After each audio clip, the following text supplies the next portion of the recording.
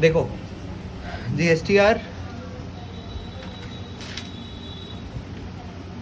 GST में हर महीने 2 return करना पड़ता है। कुछ मत लिखो, ये लिखा हुआ है, ये मिल जाएगा आप लोगों को, बस ध्यान से सुनो। 2 रिटर्न करना पड़ता है।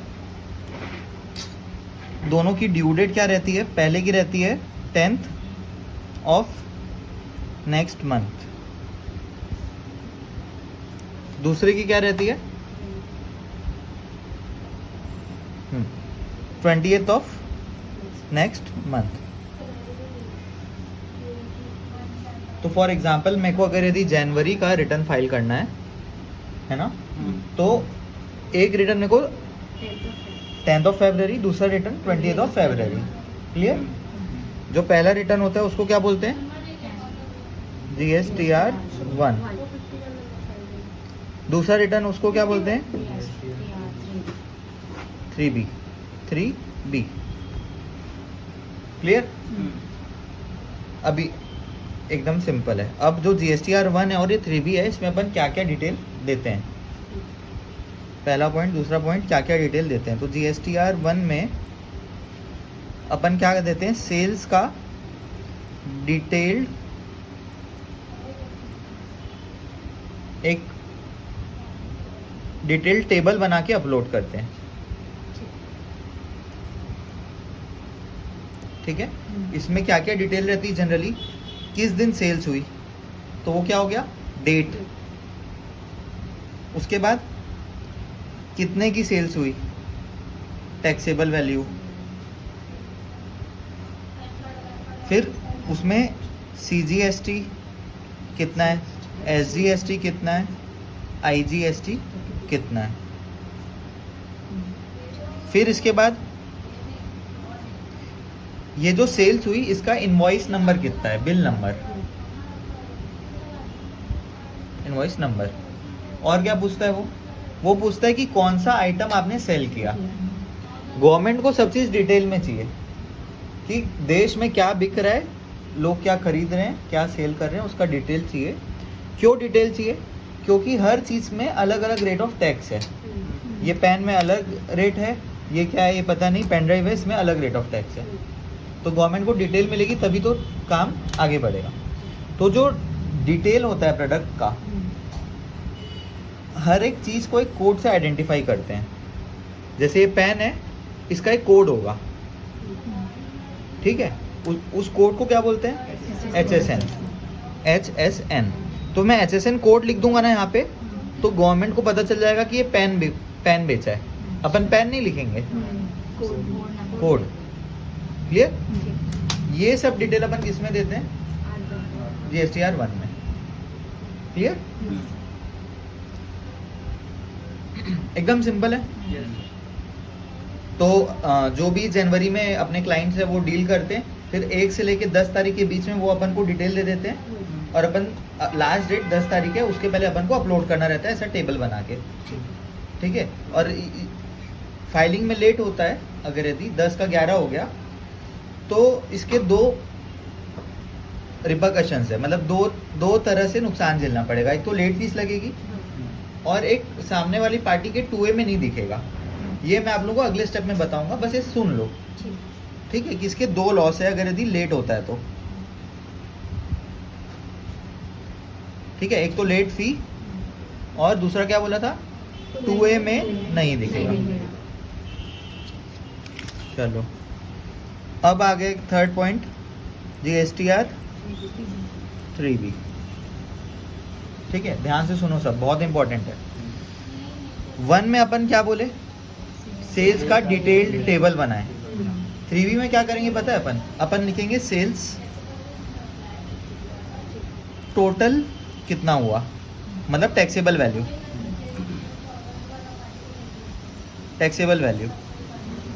ठीक है? फिर टोटल, मतलब ये अपन है ना एक ही रो में लिख दे रहे हैं कि टोटल जनवरी के महीने में टोटल सेल्स इतनी हुई थी, उसकी टैक्सेबल वैल्यू इतनी थी, उसमें CGST इतना था, SGST इतना था, और IGST इतना था। क्लियर? ये एक रो में हो गया। यहाँ पे बहुत सारे रो थे, लेकिन जो 20 तारीख को अपन रिटर्न फाइल कर रहे हैं उसमें एक रो में अपन टोटल लिख दिए हैं। इसमें अपन इनवॉइस नंबर नहीं डालते हैं, HSN नहीं डालते हैं, और टोटल में डेट भी नहीं डालते हैं, इनवॉइस वाइज डेट भी नहीं डालते हैं। ये जो GSTR1 है इसको क्या बोल सकते हैं अपन, इनवॉइस वाइज डिटेल रहता है इसमें, कि जितना बिल बना है उतने बिल की एक एक बिल की एंट्री करना पड़ेगा। 3B में उसका समरी हो गया, ठीक है। बिल वाइज हम लोग देख के बनाते हैं कि उन्होंने भेजते हैं? क्लाइंट अपन को उनका टैली का डाटा देते हैं, अपन को कई क्लाइंट ऐसे हैं तो टैली से अपन को इनवॉइस वाइज मिल जाता है, कई क्लाइंट अपन को इनवॉइस ही भेज देते हैं, फिर अपन टैली में काउंटिंग करते हैं, ऐसा है, ठीक है। अब ये जो 3B है ये अपन समरी बना लिए। अब इसमें सेकंड पार्ट एक और रहता है, वो रहता है काय का डिटेल, परचेज का। इसमें सेम रहेगा, परचेज का टैक्सेबल वैल्यू, CGST कितना था, SGST कितना था, IGST कितना था, बस ये हो गया 3B का है। वेरी सिंपल, वेरी इजी, ठीक है। अच्छा, अब ये तो मैं आप लोगों को बता दिया कि ये क्या होता है, अब क्यों होता है वो बता रहा हूँ। ये पेज 1 हो गया अपना, ठीक है। इसको संभाल के रखा जाए, ये आपका काम है, संभाल के रखो। इसको स्कैन करके पूरा PDF बना लेंगे। पेज 2, इसमें अपन डिस्कस करेंगे ये सब जो रिटर्न कर रहे हैं क्यों कर रहे हैं। अब बहुत ध्यान से सुनो, GST में अभी मैं GST का सिस्टम समझा रहा हूँ, ठीक है। आपका नाम क्या है? नीलम। आपका नाम? अर्चना। आपका नाम? प्रांजल, ठीक है। अर्चना जी ने एक हाइलाइटर बनाया, ठीक है। सब चीज़ खरीदी, जो जो रॉ मटेरियल लगता था उससे हाइलाइटर बनाया, और ये बेच दिया किसको? नीलम को। तो HIG हाइलाइटर बेच दिया नीलम को। कितने में बेचा? 100 रुपये में बेचा, ठीक है। और मोदी जी क्या बोलते हैं कि जब भी कोई हाइलाइटर खरीदेगा बेचेगा और वो GST में रजिस्टर्ड है तो उनको फॉर एग्जांपल 18% GST पटाना पड़ेगा। पटाने की लायबिलिटी किसकी है? जो खरीद रहा है। इस केस में खरीद कौन रहा है? अर्चना मैम से खरीद रही है। तो नीलम क्या करेगी पता है? पर टैक्स पे करने की लायबिलिटी किसकी है? नीलम की। लेकिन पटाएगा कौन? अर्चना मैम। नीलम से लेके अपना रिटर्न फाइल करके पटाएगी। तो नीलम से अर्चना मैम 100 रुपये का 18% कितना होता है? 18 रुपये। 18 रुपये 118 हो गया। क्लियर? 118 रुपये अर्चना मैम ले लेगी, जिसमें से 100 रुपये अपने पास रख लेगी, 18 रुपये गया गवर्नमेंट ऑफ इंडिया के पास। क्लियर? नींद आ रही क्या? ध्यान दो, ठीक है। अब नीलम प्रांजल को सेम हाइलाइटर बेचेगी। कितने में बेचेगी? 118 प्लस GST। नहीं, कुछ प्रॉफिट भी लेगी ना। तो नीलम एक सेकेंड, नीलम को कॉस्ट कितना पड़ा? 118। हाँ, 118 नहीं पड़ा है, वो मैं बताऊंगा क्यों। 100 पड़ा है। 100 में प्रॉफिट जोड़ेगी, कितने का प्रॉफिट जोड़ेगी? फॉर एग्जांपल मान लो 100 रुपये में 30 रुपये का प्रॉफिट जोड़ ली, 130 हो गया। अब यहाँ पे भी सेम रूल अप्लाई होएगा कि नीलम प्रांजल को बेच रही है तो मोदी जी बोलेंगे कि मेरे को 18% GST चाहिए। 130 का 18% निकालो, कहाँ गया कैलसी? ये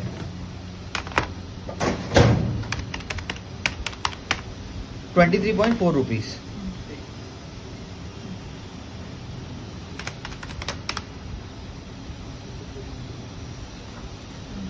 $153.4। इतना रुपए प्रांजल देगी किसको? नीलम को। क्लियर? अब नीलम कितना रुपए अपने पास रखेगी? 130 नीलम रखेगी अपने पास, और 23.4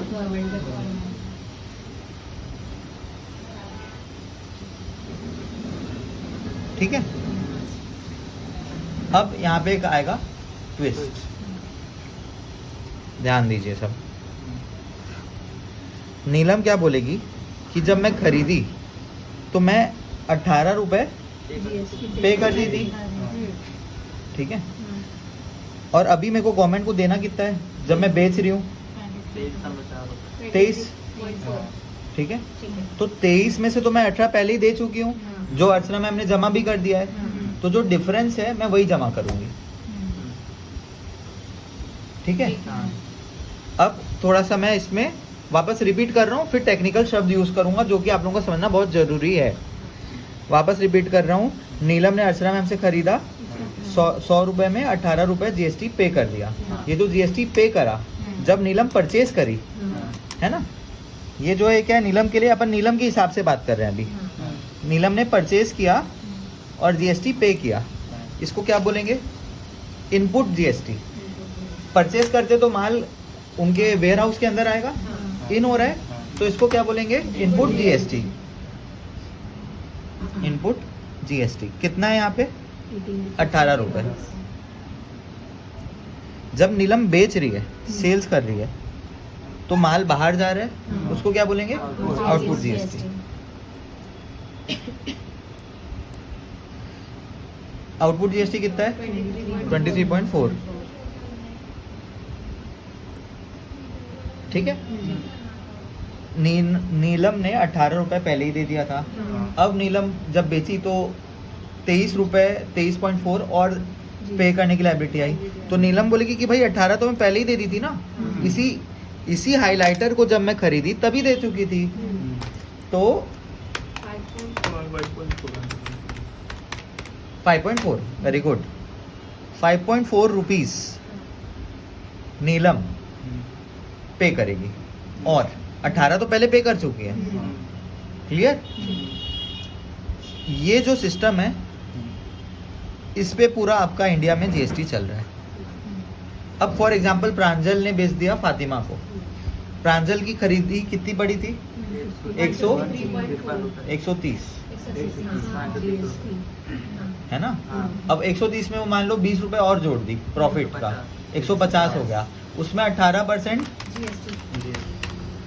27 रुपए, तो फातिमा से 27 रुपए ले लेगी, लेकिन बोलेगी कि भाई 27 में से 23 तो मैं पहले ही नीलम को दे चुकी हूँ, तो मैं 23.4 3.6 रुपीज और जमा कर देती हूँ गवर्नमेंट ऑफ इंडिया को। तो गवर्नमेंट ऑफ इंडिया को कब कब रुपए मिला? 3.6 किससे मिला? जब आपने सेल किया, फिर जब आपने सेल किया था इनको, तब 5.4 रुपए मिला था। ऐसी अर्चना मैम जब किसी से खरीदी होगी तभी टैक्स पटाई होगी, तब भी वो टैक्स पे करी होगी। मतलब एक ही सामान जब बार बार बिक रहा है, उसमें थोड़ा थोड़ा थोड़ा टैक्स गवर्नमेंट को मिलते जा रहा है। अब ये कब तक चलेगा? जब तक फाइनल। वेरी गुड, जब तक फाइनल कंज्यूमर। अब फातिमा ने इनको बेची, इसने मेरे को बेचा, और मैं इसको बेच नहीं रहा हूँ, मैं मेरे ऑफिस में इससे हाईलाइट कर रहा हूँ, तो मैं बेच नहीं रहा हूँ। आखिरी वैल्यू फॉर एग्जांपल शुभम तक आते आते 200 रुपए हो गया था, है ना। 200 रुपए का 18% कैलकुलेट करेगा 36, और ये इनपुट मान लो यहाँ तक आते आते 30 रुपए हो गया होगा, 6 रुपए मिलेगा। क्लियर? 6 रुपए जमा कर देगा, और ये इसको मैं यूज कर लूंगा। अब ये जो 6 रुपए आया, 5.4 आया, आपके केस में और कुछ आया था, ये पूरे का टोटल करोगे तो वो कितना आएगा? 36 रुपए आएगा। समझ आ रहा है? इसमें 18% जो रेट है वो गवर्नमेंट को मिल रहा है, लेकिन वो सब मिल के दे रहे हैं अपन। किसी एक पे बर्डन नहीं पड़ रहा है। अगर यदि बर्डन पड़ रहा है, आखिरी बर्डन मेरे पे पड़ रहा है, जो उसको खा रहा है, जो यूज कर रहा है, आखिरी में जैसे मैं यूज कर रहा हूँ, तो क्योंकि मैं पूरा इसको दिया हूँ 36 रुपए, मेरे जेब से क्या, मेरे को इनपुट नहीं मिल रहा है, ऐसा है। ठीक है, ये सिस्टम हो गया GST का। ठीक है, वो कहाँ है रीमा मैम? चलो ठीक है, उनको वीडियो दे देंगे, समझ आ जाएगा। अब ये मैं आपको बताया, जो रिटर्न फाइल कर रहे हैं वो क्यों कर रहे हैं। अब मैं इसको रिटर्न से रिलेट करता हूँ। दो वापस पेज, आप ऐसे लेट के बैठोगे तो फिर भगा देंगे हम। इधर आ गए और अच्छे से टिक के बैठो।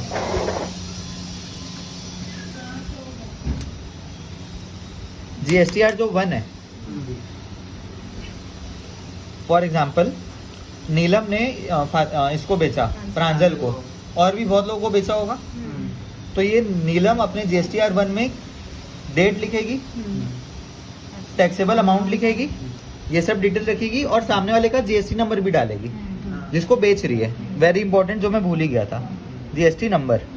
तो आप इनका GST नंबर लिखोगे, आप फॉर एग्जांपल पूजा मैम को बेचे हो तो उनका GST नंबर लिखोगे, आपने और किसी को भी बेचा है उनका GST नंबर लिखोगे, और ये रिटर्न क्या कर दोगे, फाइल कर दोगे।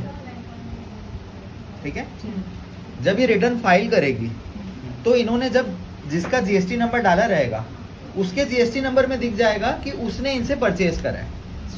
अगर यदि ये प्रांजल का GST नंबर डालती है तो प्रांजल अपने GST लॉगिन करेगी और 2A में देखेगी, 2B में, तो वहाँ दिख जाएगा नीलम हाइलाइटर, ये सब detail, taxable value, invoice number, ये सब ब्ला ब्ला ब्ला, जो ये डिटेल डाली थी पूरा ये दिख जाएगा। अब ये देखो ये कितना अच्छा सिस्टम है, कैसे गवर्नमेंट इसको मैनेज कर रही है। ये इंफॉर्मेशन इनके लिए जरूरी क्यों है? क्यों है? क्योंकि ये भी आगे बेचेंगे, है ना। तो आपको भी जब आप बेचोगे तो आपके पास आउटपुट टैक्स लायबिलिटी आएगी, और आप क्या करते हो कि मैंने पहले नीलम को बेच चुका है, तो जितना आप बेचते वक्त उनसे टैक्स लिए थे, आपका आपने उनको दिया था, आपका इनपुट हो गया, वो आप माइनस करोगे, है ना। तो अब फॉर एग्जांपल आपने GSTR1 फाइल किया, उनके 2A में दिखेगा, आप GSTR1 फाइल करोगे, इनके 2A में दिखेगा, ये फाइल करेंगे इनके 2A में, और ये फाइल करेंगे मेरे 2A में नहीं दिखेगा, क्योंकि मेरा तो GST नंबर नहीं है, मैं कंज्यूमर हूँ। ठीक है, सबके 2A में दिख रहा है, सब इनपुट ले पाएंगे।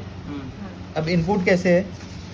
जैसे नीलम ने प्रांजल को बेचा, 23 रुपए नीलम ने प्रांजल से ले लिया, और नीलम के 2A में दिख रहा है 18 रुपए, जो कि अर्चना मैम ने अपने GSTR1 फाइल करा होगा। तो नीलम के 2A में 18 रुपए दिख रहा है, तो गवर्नमेंट ने बोला कि जितना 2A में दिख रहा है आप उतना इनपुट ले सकते हो। तो 23 रुपए तो इसको पता है कि मैंने बेचा है, और 18 रुपए भी इनको पता है, लेकिन सामने वाले ने रिटर्न फाइल करा कि नहीं, सामने वाले ने टैक्स पे करा कि नहीं। भाई फॉर एग्जाम्पल आपने अर्चना मैम को रुपए दे दिया GST का, ठीक है, जब आप उनसे खरीदे आपने GST का दे दिया, लेकिन वो रिटर्न ही फाइल नहीं करी, गवर्नमेंट को मिला ही नहीं, तो गवर्नमेंट का लॉस हो जाएगा ना, क्योंकि ये तो जो डिफरेंस अमाउंट है वही पटाएगी, और बाकी रुपए है अर्चना मैम के पास। समझ आ रहा है? तो इसलिए 2A में दिखना जरूरी है, और गवर्नमेंट ने बोला कि 2A में दिखेगा तो ही आप उसका इनपुट क्लेम कर पाओगे। बाद में 5 मिनट बाद, अर्जेंट है कुछ? हाँ, तो 5 मिनट बाद, ठीक है। और जैसे फाइल नहीं होगा तो फिर हमको फुल पेमेंट करनी पड़ेगी? नहीं, तो आपको हाँ फुल पेमेंट करना पड़ेगा, करेक्ट। इनपुट नहीं मिलेगा आपको, नहीं मिलेगा, हाँ। बस, ठीक है। और फिर सर जब वो सामने वाला फाइल कर देगा तो जब हम लोग फुल पेमेंट किए वो रिफंड नहीं होएगा, वो मैं बता रहा हूँ, उसमें आ रहा हूँ मैं। Good question. तो अब जिन लोगों ने भी माल बेचा है, सब लोगों ने बेचा है, सब अपना GSTR1 फाइल करेंगे। अब 3B जब 20 तारीख आएगी, जब 3B करना है, जो 1 है ना उसमें बस डिटेल्स आती है, ठीक है, इनवॉइस डिटेल लिखा हूँ मैं। 3B में क्या लिख रहा हूँ? पेमेंट। जो डिफरेंस कर करके जो अमाउंट निकाले थे ना, उसका पेमेंट यहाँ पे होता है 3B में। क्लियर? तो वैसी फॉर एग्जाम्पल अपन किनकी बात कर रहे थे? नीलम की। नीलम डालेगी सेल्स टू प्रांजल, है ना, परचेज लिखेगी अर्चना मैम, और दोनों का ये जो डिफरेंस है 23.4 सेल्स का आउटपुट टैक्स माइनस इनपुट 5.4 ये 3B में पे करेगी 20 तारीख को। हर महीने की 20 तारीख पूरे भारत की जनता जिनका GST नंबर है वो अपना रिटर्न फाइल करके अपनी गवर्नमेंट को टैक्स पे करते हैं, इसी तरह। ठीक है, ठीक है, यहाँ तक समझ आ गया? चलो बहुत बढ़िया। अब थोड़ा सा और इसमें मसाला ऐड करते हैं, मसाला बहुत है ऐड करने के लिए। अब समझो, जो फातिमा ने क्वेश्चन पूछा था कि अगर यदि नीलम ने अपना GSTR1 फाइल नहीं किया, यानी कि प्रांजल के 2B में 2A अभी भूल जाओ सब, 2B होता है, 2B में नहीं दिख रहा है, तो क्या होएगा? GSTR1 फाइल करने की ड्यू डेट क्या है? 10। ठीक है, ऑफ नेक्स्ट मंथ। एक सेकेंड, अभी एग्जैक्ट पूछते हैं। राहुल, GSTR1 की ड्यू डेट क्या है? 11। ठीक है, ठीक है, 11 तारीख है। ये 10 में आप लोगों को याद करने के लिए इजी रहे इसलिए लिख दिया। नीलम ने फाइल नहीं किया और नीलम ने 12 तारीख को फाइल किया फॉर एग्जाम्पल, या 13, 14, 15 जब भी किया, तो पता है क्या होएगा कि जो नीलम, इसमें एक डेट डिफाइंड है 11 तारीख, अगर ये 11 तारीख तक कर लोगे, और जो टू बी है ना, ये इंपॉर्टेंट कंसेप्ट है, ये पकड़ लो वापस।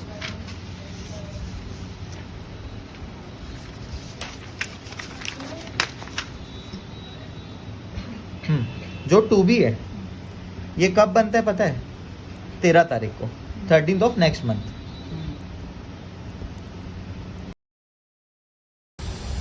मैं क्या बता रहा था? टू बी 13 तारीख को बनता है, अपन 11 तारीख तक GSTR1 फाइल करते हैं, 13 तारीख को टू बी बनता है। अब अगर यदि नीलम ने लेट कर दिया, मान लो 13 तारीख को टू बी बन गया और नीलम ने फाइल करा कब? 12 को, 11 लास्ट है ना, 12 को भी अगर यदि वो फाइल करेगी तो वो अगले महीने की टू बी में दिखेगा। तो जो प्रांजल है वो अगले महीने वो वाला इनपुट ले पाएगी।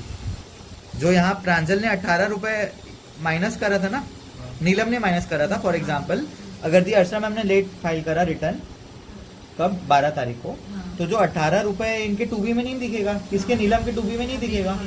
तो ये जो 18 रुपए वो माइनस करी ना, वो अगले महीने कर पाएगी। इस महीने उनको टैक्स पटाना पड़ जाएगा पूरा। कितना? 23.4, यानी कि 18 रुपए तो अलग दे दिए और 23.4 अलग देना पड़ गया। ठीक है, फिर अगले महीने 18 रुपए दिखेगा। तो अब अगले महीने मान लो इतना ही सेल हुआ, सेल एक ही हाईलाइटर हुआ, तो उसमें टैक्स लायबिलिटी इतने का आएगा 23.4 का। तो एक हाईलाइटर का 18 रुपए तो आना ही है, और जो पिछले बार का है वो भी 18 आना है, तो इनपुट ज़्यादा हो जाएगा, तो अगले महीने टैक्स पटाना नहीं पड़ेगा, कुछ एक्स्ट्रा जमा हो जाएगा। यानी कि 23.4 माइनस 18 इस महीने का, माइनस 18 पिछले महीने का, तो 12 रुपए अपना जमा हो जाएगा। किसके पास? गवर्नमेंट के पास। ये जो जमा रहता है उसको क्या बोलते हैं? बैलेंस इन input credit ledger. Input credit ledger पता है थोड़ा बहुत कुछ? जीएसटी में लॉगिन करते हैं, माई सर्विसेज में लेजर्स में जाते हैं, उसमें इनपुट गेट लगा इनपुट क्रेडिट लेजर आता है, उसमें जो बैलेंस है, ये जो बैलेंस है क्या है? कॉपी वो वाला पेज खोल के दे। ठीक है, 12 में से अभी भी वो बैलेंस है ही, तो फिर नेक्स्ट मंथ। हाँ वो नेक्स्ट महीने आप यूज कर सकते हो, आपका एडिशनल जमा है। ठीक है ना?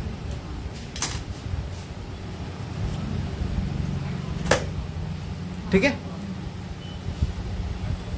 समझ आ रहा है? और मसाला डाले नेक्स्ट स्टेप में कि रिवाइज कराऊं अभी तक कुछ कि क्लियर है सबको? है ना? ठीक है, ध्यान से सुनो। ये हो गया टू बी। अब मैं आप लोगों को ना एक काम करता हूँ, कुछ है ना, मैं चीज़ें नोट करके रखा था कि ये सब बेसिक्स है जिसके बारे में चर्चा करना जरूरी है। ये रख लो, सेकंड नंबर, थर्ड पेज।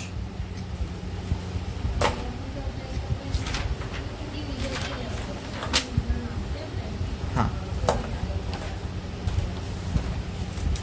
अब देखो अमेंडमेंट क्या होता है? अमेंडमेंट मतलब क्या होता है? चेंज करना, हिंदी में बदलाव। कई बार जब कोई जीएसटी रिटर्न फाइल कर रहा होगा उसमें गलती हो सकती है। मेरे को अर्चना मैम को डालना था नीलम का नंबर, लेकिन अर्चना मैम ने डाल दिया फातिमा का नंबर और रिटर्न फाइल हो गया, गलती से हुआ, तो गवर्नमेंट अलाउ करती है कि आप जीएसटी नंबर चेंज कर लो। ठीक है, तो एकदम सिंपल है, जब अगले महीने का रिटर्न फाइल कर रहे हो तब आप जो भी आपको अमेंड करना है, पिछले महीने का जो इनवॉइस नंबर है वो डालोगे तो पूरी डिटेल आ जाएगी, उसमें जो अमेंड करना है वाला डिटेल डालो, ओके कर लो। और जब ये महीने का रिटर्न फाइल होएगा तो पिछले वाला भी डिटेल चेंज हो जाएगा। सिंपल है। इसको क्या बोलते हैं? अमेंडमेंट। अमेंडमेंट। इसका कुछ लिमिट रहता है कि ये कब तक हो सकता है, मतलब फाइनेंशियल ईयर 22-23 जो कि ख़त्म हो चुका है, उस साल में कोई गलती हुई है तो I am not very sure, but सितंबर शायद या अक्टूबर ड्यू डेट रहता है, उसके पहले आपको जो अमेंड करना है कर लो। नवंबर में जाके आप उसके पहले का नहीं कर सकते हो, ठीक है? तो सर पता कैसे चलेगा फिर सही एक्सप्लेन करो। हाँ, वेरी गुड। सोचो सब लोग, दिमाग लगाओ, इस पहेली में ही आंसर है। श्योर नहीं होगा उसके। हाँ भाई, अर्चना मैम को डालना था इनका, उन्होंने आपका डाल दिया, तो ये अर्चना मैम को फ़ोन लगाएगी कि भाई आपने तो रिटर्न फाइल ही नहीं करा है। फिर अर्चना मैम बोलेगी कि नहीं, हमारा सीए तो ओटीपी लिया था, रिटर्न फाइल हो गया। फिर अर्चना मैम सीए को बोलेगी कि ये वाली पार्टी नीलम नाम की है, उनका जीएसटी नंबर ये है, उनका कॉल आ रहा है कि उनको उनके 2B में दिख नहीं रहा है। फिर सीए चेक करेगा, फिर सीए देखेगा कि कोई गड़बड़ी हुई है, फिर उसको ठीक करेगा।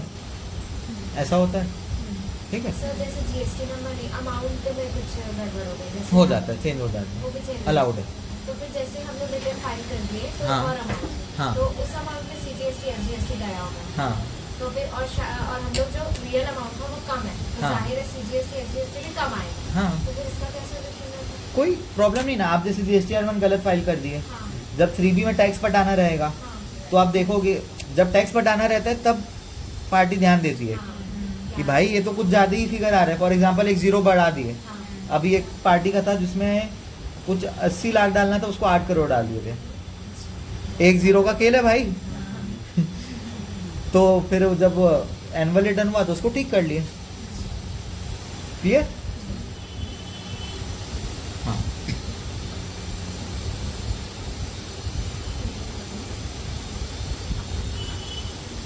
हाँ। अब CGST SGST क्या होता है ये पता है क्या आप लोगों को? बोलो सब लोग, बोलो अर्चना मैम। हाँ, ये तो फुल फॉर्म हुआ। क्या होता है, क्यों होता है? छत्तीसगढ़ के अंदर ही अंदर करना को सीजीएसटी महंगा और हाँ। स्टेट वाले और आईजीएसटी आउट ऑफ इंडिया रहेगा वो आईजीएसटी। गलत, आप बोलो। गुड ट्राई, ट्राई करो, मैं सही चीज़ बता रहा हूँ, बोलो। एसजीएसटी रहता है तो कोई इधर ही रहता है। क्यों है ये CGST SGST? भाई बस GST लिख देना था। वन नेशन वन टैक्स है तो बस GST लिख देना था, ये सब कचरा क्यों कर दिए? नहीं तो उसमें डिफरेंस कैसे पता पड़ेगा कि हमारे यहाँ से किए हैं कि अरे पता क्यों ही करना भाई, पूरे देश में एक ही रेट ऑफ टैक्स है, बस GST लगना था 18%, CGST SGST और सेंट्रल गवर्नमेंट अलग है। बस, समझे? पहले जो टैक्स था, जो लोकल यहाँ का टैक्स था छत्तीसगढ़ का, उसको हटा के पूरे नेशन के लिए एक टैक्स लाया गया है, वैट, एंटी टैक्स, वो सबको हटा के, ये सब लोकल था, स्टेट वाइज था, उसको हटा के क्या लाए? CST लाए। तो भाई उनको देना भी तो पड़ेगा, भूपेश भाई को, उनका कैसे चलेगा काम? तो इन लोगों की क्या सेटिंग है, अब समझो ध्यान से। अपन कहाँ पे? छत्तीसगढ़ में। गुजरात, हाँ, गुजरात, छत्तीसगढ़ और यहाँ पे आप ला लो महाराष्ट्र, ठीक है? गुजरात से अगर छत्तीसगढ़ में माल बिक रहा है तो वो इसमें क्या लगेगा? नहीं, IGST लगेगा। छत्तीसगढ़ से छत्तीसगढ़ में माल बिक रहा है तो क्या लगेगा? CGST और SGST। छत्तीसगढ़ से महाराष्ट्र में बिक रहा है तो क्या लगेगा?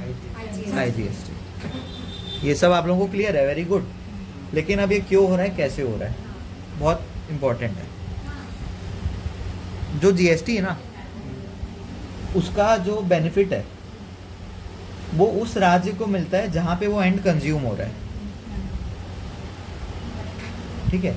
मतलब कोई प्रोडक्ट अगर यदि बना महाराष्ट्र में, वहाँ से गया गुजरात में, गुजरात से गया उत्तराखंड में, उत्तराखंड से गया उत्तर प्रदेश में, फिर छत्तीसगढ़ में आके आखिरी में बिका, तो सबसे ज़्यादा बेनिफिट कौन सी गवर्नमेंट को होगा? छत्तीसगढ़ गवर्नमेंट को, ठीक है?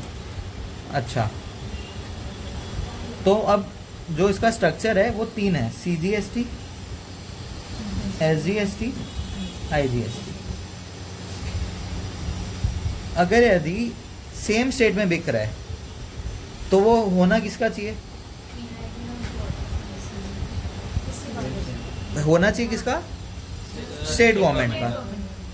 लेकिन गवर्नमेंट बोलती है कौन सी? अपनी नेशनल गवर्नमेंट की, उसमें हमको भी हिस्सा चाहिए। तो इसलिए वो लोग दो बना दिए हैं, सेंट्रल जीएसटी, स्टेट जीएसटी। जब एक ही स्टेट में माल बिक रहा है, छत्तीसगढ़ टू छत्तीसगढ़ में, तो सीजीएसटी और एसजीएसटी लग रहा है। जो सीजीएसटी है वो किसके जेब में जाता है? सेंट्रल वाला मोदी जी के जेब में।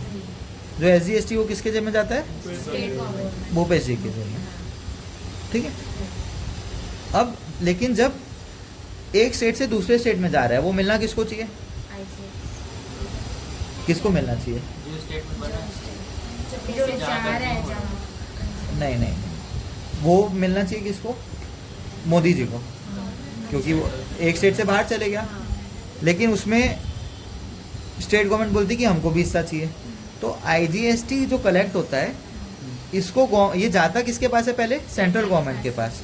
इसको गवर्नमेंट अपने हिसाब से बांटती है स्टेट्स में, ऐसा है। तो जो भूपेश है उसको एसजीएसटी तो मिलेगा ही, आईजीएसटी का भी कुछ हिस्सा मिलता है सेंट्रल गवर्नमेंट से। क्लियर?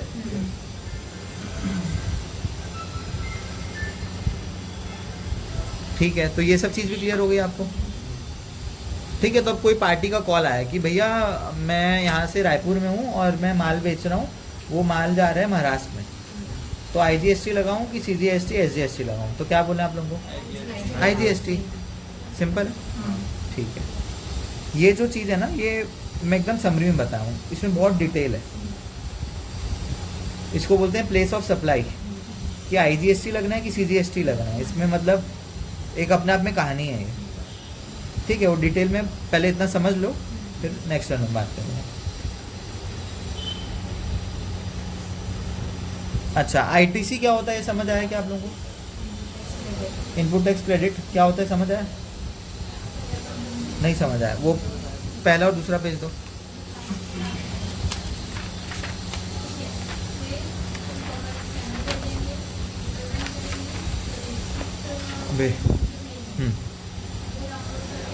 ये जो है नीलम के लिए जो 18 रुपये वो अर्चना मैम को दे दी थी, वो इनपुट टैक्स क्रेडिट है। एक प्रकार से 18 रुपये दे दी, 18 रुपये का क्रेडिट है आपके पास। जब आप बेचोगे तो क्रेडिट को आप माइनस कर लोगे। सिंपल है, वो टेक्निकल भाषा है बस। ठीक है, उनको बुलाओ, राहुल को। राहुल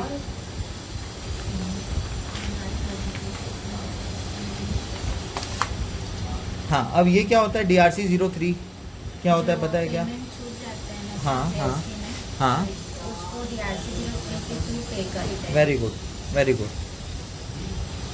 इसका लेट फी क्या रहता है GSTR 1 और 3B का? 50 रुपये पर डे। समझ लो सब लोग, जो मैं बताया था ना लेट फी 50 रुपये पर डे का है भाई। 2 दिन हुआ तो 100, 3 दिन हुआ तो 150, 4 दिन हुआ तो ये 50 CGST है और SGST की 25 सी और 25 ठीक है। हाँ, और 3B जैसे आपको 20 तारीख को फाइल करना था, 20 तारीख को टैक्स पे करना था, लेट हो गया तो उसमें इंटरेस्ट लगेगा 18% पर एनम के हिसाब से। ठीक है, पर एनम टैक्सेबल है, मतलब जो टैक्स पे। हाँ हाँ, अब DRC 03 क्या होता है? ये उनको बता दो। GST में GST हाँ, में बता payment दिए थे हाँ। भाई। 3B में जैसे आपने इनको बेचा और आप 3B फाइल करोगे, टैक्स पे करोगे, लेकिन आप एक पार्टी को का टैक्स या एक पार्टी का जो बिल बनाना था, सेल्स बिल, वो भूल गए। ठीक है, फिर साल के बाद में आपको याद आया कि यार इनको भी बेचा था, इनका टैक्स भी पटाना भूल गए, तो 3B तो फाइल कर दियो, अब टैक्स कैसे पटाओगे? तो उसके लिए एक फॉर्म होता है DRC 03, उसके थ्रू टैक्स पे करते हैं। ठीक है।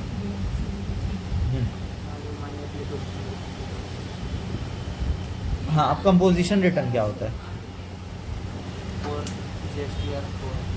बोलो क्या होता है? बोलो अर्चना मैम, आपको पता होगा।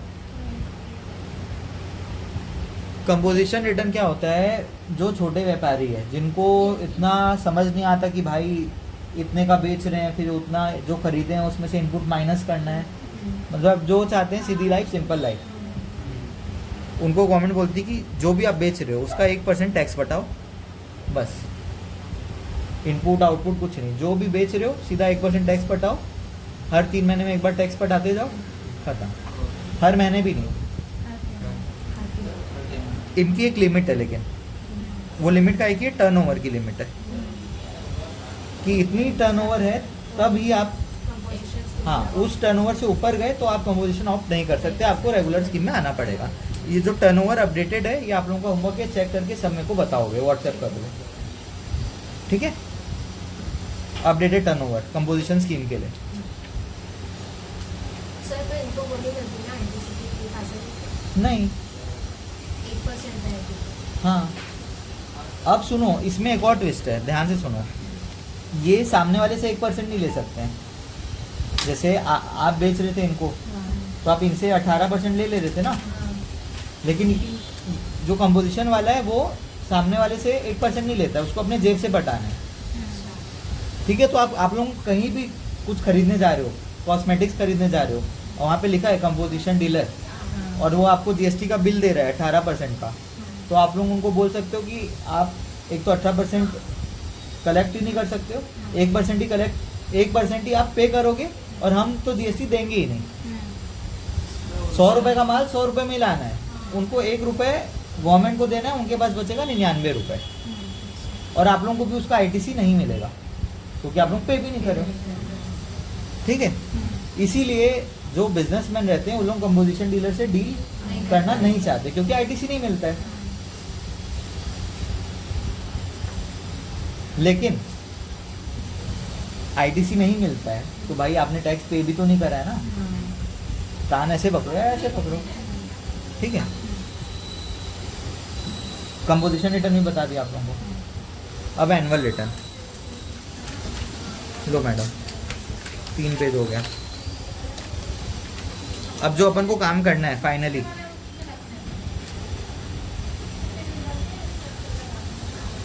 Annual return. साल भर आप GSTR1 फाइल करें, 3B फाइल करें, दोनों में कुछ कुछ गलतियाँ हो गई। टैली में जो डाटा है वो अलग है, जो रिटर्न में फाइल हुआ है डाटा वो अलग है। इनपुट कम लेना था, ज़्यादा ले लिया। 2B में नहीं दिख रहा था लेकिन इनपुट ज़्यादा ले लिया टैली के बेसिस में।